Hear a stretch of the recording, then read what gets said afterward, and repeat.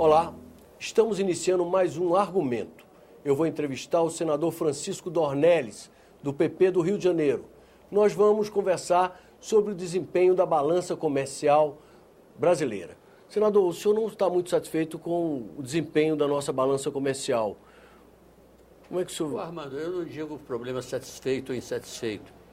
Nós estamos dentro de uma realidade que o superávit da balança comercial, sua exportação e importação de mercadorias, em 2012 atingiu a 19 bilhões, menos de 20 bilhões, quando no ano anterior havia tido quase 40 bilhões. E nos primeiros meses do ano, nós estamos com uma balança comercial deficitária de quase 5 bilhões. E o que é que o senhor Isso atribui? demonstra que nós tivemos problemas no ano passado com o preço de produtos primários, que houve uma queda no preço. Nós tivemos com a recessão mundial. Os países como a Argentina, como a União Europeia, importaram menos produtos industrializados do Brasil. Nós tivemos algumas incertezas na área cambial. Mas o problema é o seguinte, esse superávit da balança comercial é fundamental e importante, porque nós temos, de forma crônica, um déficit muito grande na conta de serviço, representado por viagens ao exterior, representado por aluguéis, representadas por serviços diversos, de modo que o saldo da balança comercial cobria a conta do déficit de serviços, que no ano passado atingiu 41 bilhões. De modo que o superávit da conta comercial não foi suficiente para cobrir o déficit da conta de serviços, o que não é bom.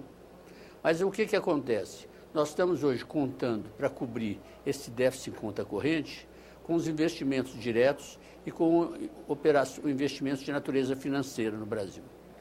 Hoje, com a queda da taxa de juros, esses investimentos, vamos chamar financeiros, pessoas que vêm e compram ações, que vêm e compram títulos públicos, têm uma tendência a diminuir.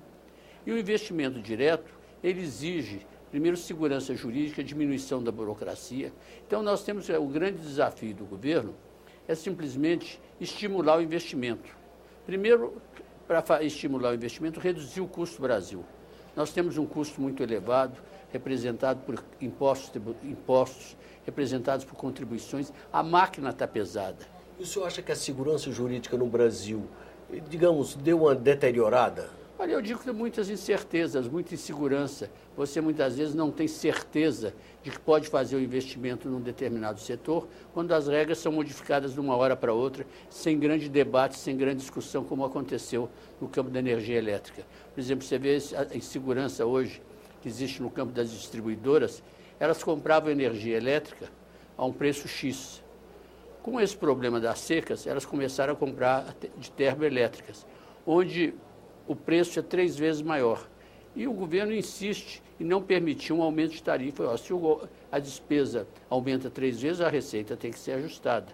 Mas o importante que eu acho é o seguinte... Você acha que houve uma intervenção um pouco a mais do governo nessa área da distribuição de energia, com a redução das tarifas? Não, eu acho, veja só, uma coisa é você estabelecer uma política de redução de tarifas. Todo mundo defende, a tarifa do Brasil é uma das mais caras possíveis. Mas você teve um imprevisto, que foi uma seca enorme, que ninguém esperava. E teve que usar as termoelétricas, cujo custo é muito mais caro. Então, se o custo for muito mais caro, você realmente, como é que você vai abrir mão de receita? É um problema complexo que tem que ser examinado com muita profundidade. Agora, o que eu quero dizer é o seguinte, o governo sempre que pretendia reduzir o custo do Brasil, ele reduzia as alíquotas do IPI.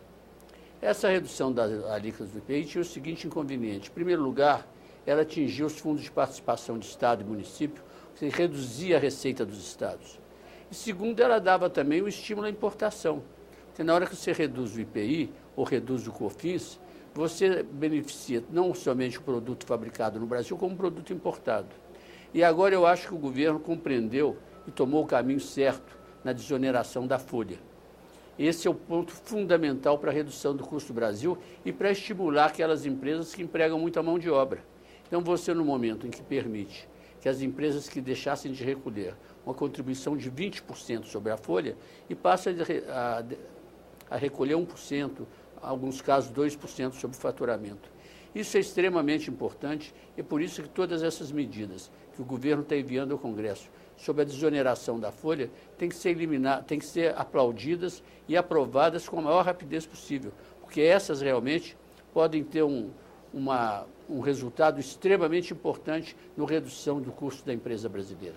O senhor acha que essas medidas de redução do custo Brasil via desoneração da folha vai encontrar uma boa receptividade aqui no Congresso? Olha, aqui eu acho que sim. Nós vamos ter agora, se eu não me engano, é a 598, né? Que deve ser aprovado pelo Senado. Eu acho que é extremamente importante. E também hoje houve, aqui uma medida examinada no Congresso, é que é a adoção do lucro presumido para as empresas. Quer dizer, as empresas deixam de pagar sobre o lucro real, onde eles têm uma contabilidade extremamente complexa, extremamente custosa, e passam a pagar um percentual sobre a receita. Isso reduz extremamente. E você hoje, para entrar no lucro presumido, você teria, se eu não me engano, que uma receita máxima de 35 ou 40 milhões, e hoje você poderá ir, de acordo com a proposta, até 70 milhões. Quer dizer, isso não implica em perda de receita para o Tesouro e desburocratiza muito toda a atuação da empresa brasileira. Por isso que eu queria chamar a atenção, duas medidas que estão no Congresso, que é a desoneração da folha e o aumento do percentual do lucro presumido, do teto do lucro presumido, medidas fundamentais para a redução do custo Brasil. E até que ponto essa indefinição na área do petróleo, da exploração da camada pré-sal, a indefinição sobre a distribuição, os critérios de definição dos royalties, influenciou nesse contexto aí econômico de certa redução da balança comercial? Olha aqui, eu considero que um dos maiores erros que já houve no Brasil, na história do Brasil, no campo da política econômica, financeira e energética, foi você ter mudado o regime de exploração do petróleo, ter abandonado a concessão e adotado um regime estatizante, atrasado, retrógrado, que é o da partilha. O regime da concessão, você fazia um leilão do posto, leilão do campo. Quem desse mais levava, pagava imediatamente um bônus de assinatura para o Tesouro, que tinha o maior recolhimento.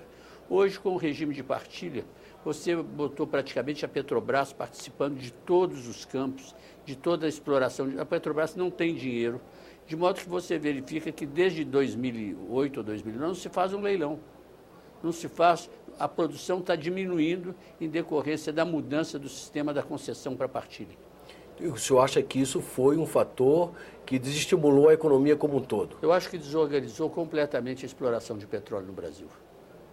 E qual seria a solução neste momento? Olha aqui, eu acho que a solução ideal é que o governo tivesse de reconhecer isso aí, errei, fiz um grande erro, um grande equívoco e vamos voltar tudo atrás. Mas isso daqui, quem conhece política, é impossível.